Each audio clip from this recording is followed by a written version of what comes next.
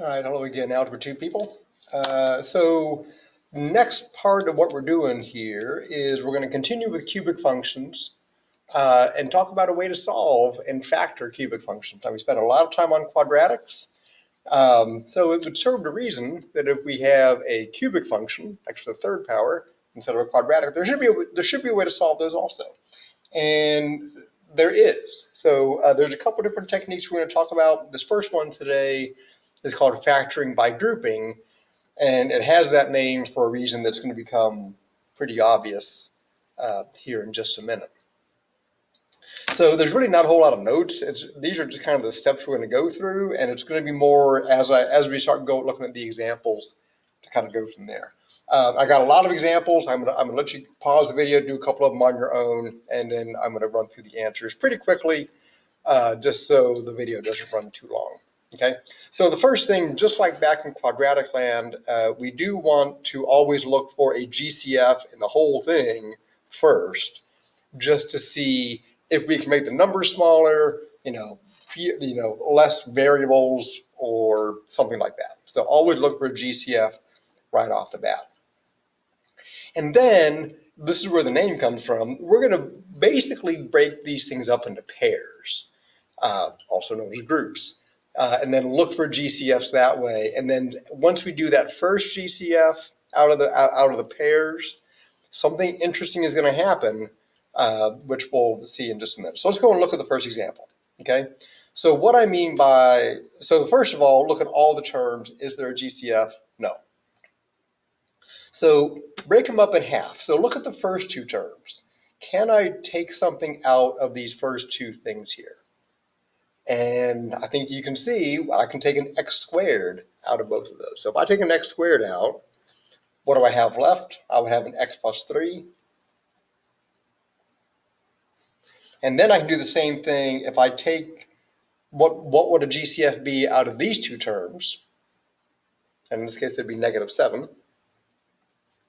And if I take a -7, if I divide those by -7, I would end up also with an x plus 3.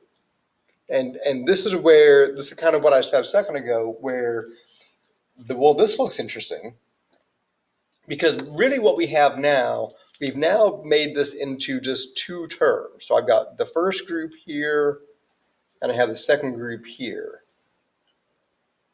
Okay, and if you notice, out of those two groups, I have kind of like another GCF, another level of GCF. So I can take that x plus 3 out. And then what do I have left? If I take the x plus 3 out, I have the x squared. If I take the x plus 3 out of this one, I have -7. And that is my factored form. Now, sometimes, and we're going to see this in just a minute, sometimes you may be able to do another step here and be able to factor this. In this case, I can't, because 7 is not a perfect square. Okay, so this is it. So if the question asks you for a factored form, then you're done.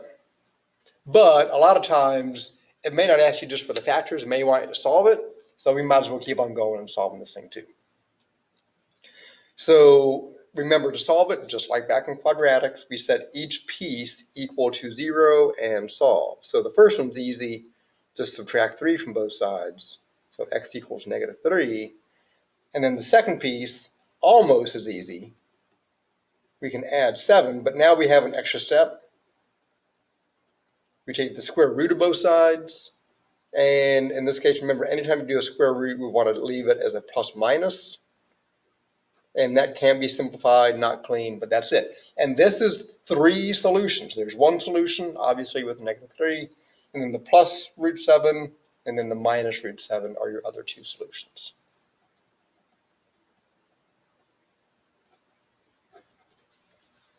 Okay. Now, can we factor and solve every single cubic function on the planet by factoring by grouping? The answer is no. However, there are some other techniques. It's more in pre-calculus land, where we have some other techniques available to us to try to factor these things if it can't be factored by grouping. But for today, and like the next problem set, they're going to be set up for you to be able to solve by grouping. So let's go and do one more example, and then I'll just pause the video to do a couple of them on your own, and we'll zip through those. And I got a few more questions on the back we can try also. Okay. So again, there's no GCF in the whole thing, so just look here. First pair, I can take an x squared out again. And if I take an x squared out, I have x plus 2. And in the second set, this one always kind of drives some people crazy. I can actually take a -1 out because they have a -1 in common. So -1, and again, I'd have an x plus 2 left over. And there is our kind of next level GCF. So I can take an x plus 2 out of both of those guys. And what would I have left over? X squared minus 1.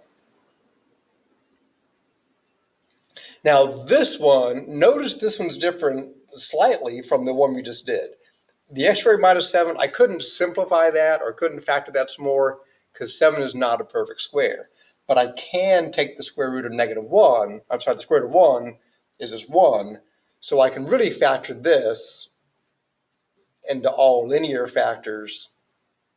So I can factor the x squared minus 1 as x plus 1 and x minus 1.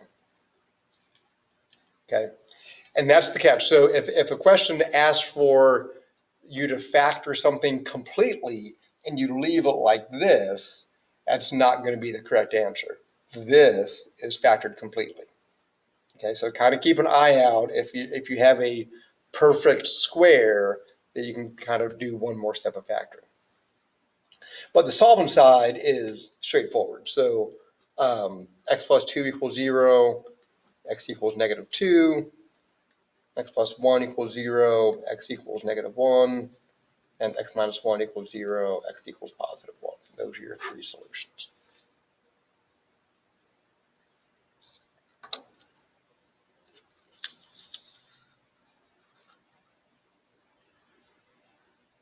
So I'm going to ask you to pause the video real fast and see if you can do these other two examples here on your own. I will warn you, when you do the solving bit, you're going to get an I, so you're going to get a couple complex solutions on these. And on example 4, you have a GCF kind of right off the top. But pause the video, and I'm going to go through the factoring bit a little bit faster than I did the first two examples, so you can see the solutions and check your answers.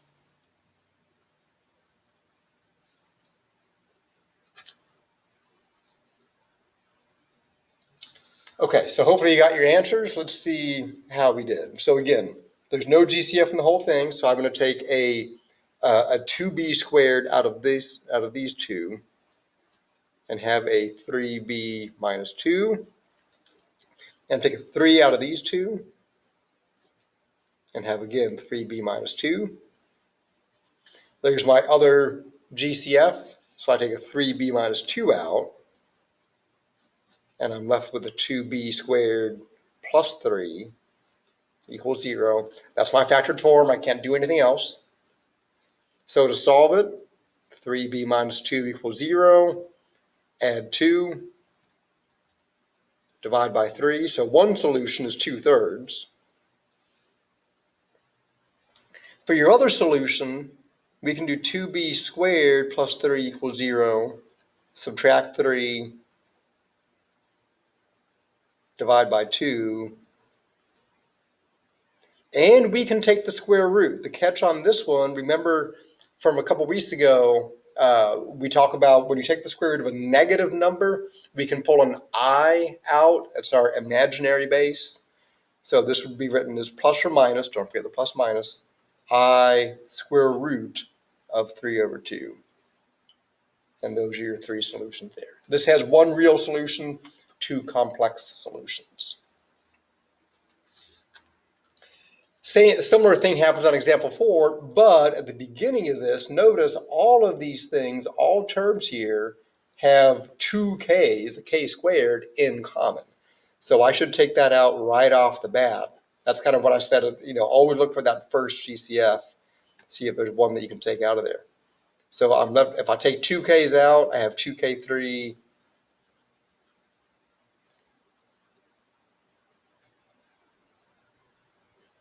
So I have that. And then the same process applies, right? So look at the first pair. I can take a 2k squared out.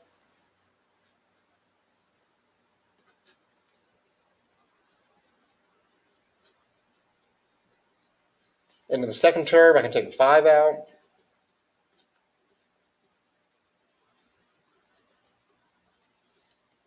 And don't forget about the k squared in front. He's just kind of come along for the ride. So now I can take my k minus 10 out.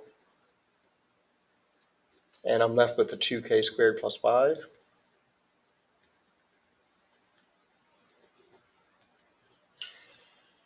And then we solve it the same way. Now, don't forget, I don't care if I'm teaching Algebra 2 or Pre-Calculus or Calculus, everyone always forgets about this guy in front. If you have a variable that you took out as a GCF, that is still part of the solutions. Okay, so k squared equals 0, so k equals 0. K minus 10 equals 0, k equals 10. 2k squared plus 5 equals 0. Subtract 5. Divide by 2. Take the square root. So again, plus or minus I, since it's negative, square root of 5 over 2. You only need the I, remember, if you have a negative square root. If it's a positive number, just plain old square root with a plus minus and you're done. Okay?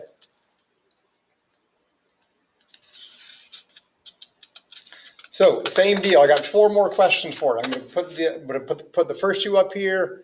Factor and solve these by yourself. I'm going to give you a couple seconds to pause the video. Then I'm going to run through the answers. And I got 2 more on the bottom.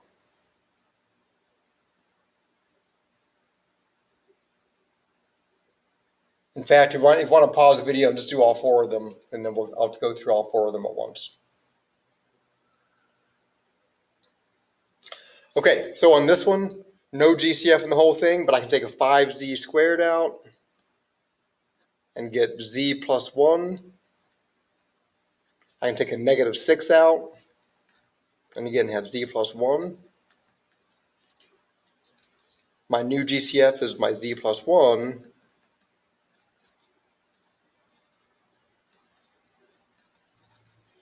And when I factor it, I'm sorry, that is factored. When I solve it, z plus 1 equals 0, z equals negative 1, 5z squared minus 6 equals 0, 5z squared equals 6, z squared equals 6 over 5.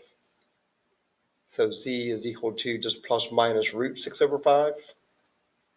And again, no I because positive, so we're good. Number 2, all I can do from the first 2 terms here is just an x squared.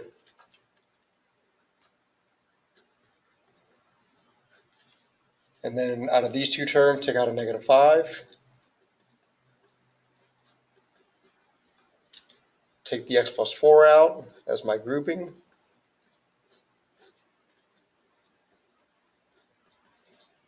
Solve.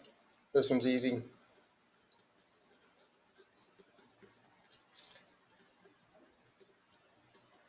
Just add 5 and square root.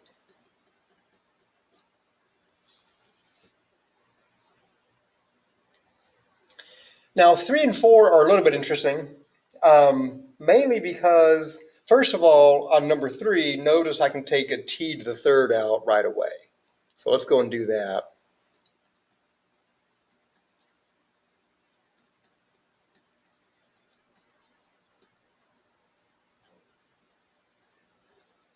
Now here, this one's kind of interesting because if you look at my cubic that I have inside here, we can do it the normal way. So we can take like a t squared out of those 2, and that's how I'm going to do it. And then just take a negative 1 out of those 2 and factor it by grouping that way. However, sometimes you might be able to do it by looking at the first and third terms. So I could take a negative 5t out of those 2, and I could take a 2 out of those 2, and I would still have that second GCF and be able to get the final answer.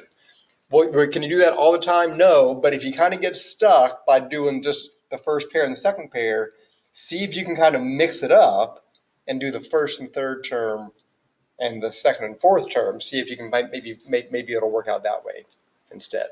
Okay, but I'm gonna do it the normal way. So t to the third, again, he's just kind of hanging out. Out of the first term here, I'm going to take out a t squared. And out of these two, I'm going to take out a -1.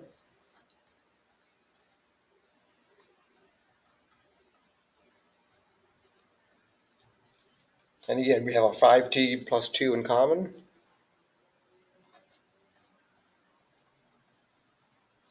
And a t squared minus 1.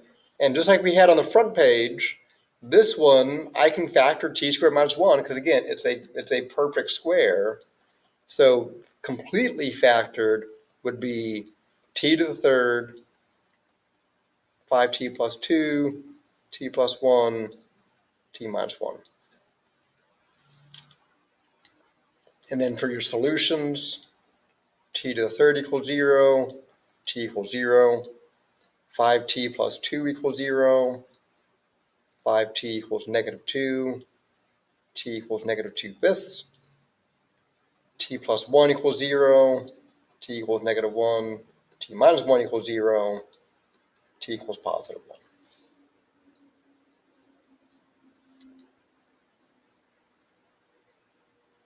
And then for the very, very last one, notice I can take a 4 out of all of these things. So if I just take a 4 out, there's no variable, just a number.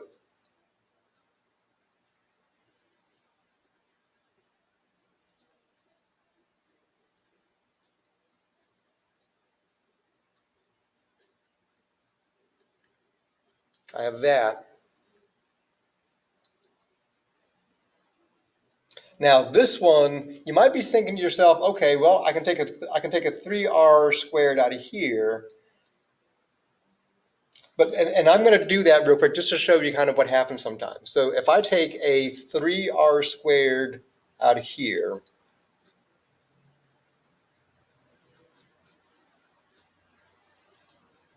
then I would have a 2r minus 3 left over, right?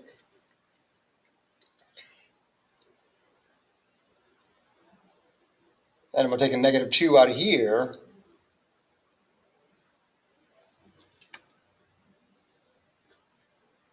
I have a 2r minus 3.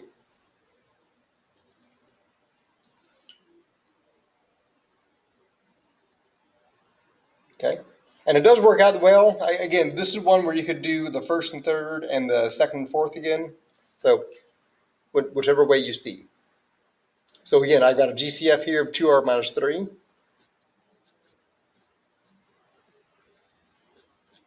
And 3x squared minus 2 left over. Can't do any more factoring, not clean. So set equals 0. Now this one, don't get carried away here. I know I just said, if you have a variable up front, it's equal to 0. 4 doesn't equal 0, so that's not one of the solutions. All I have is 2r minus 3 equals 0. So 2r equals 3, r equals -3 over 2. And 3x squared minus 2 equals 0. 3x squared equals 2. X squared equals 2/3. So x equals plus or minus root 2/3.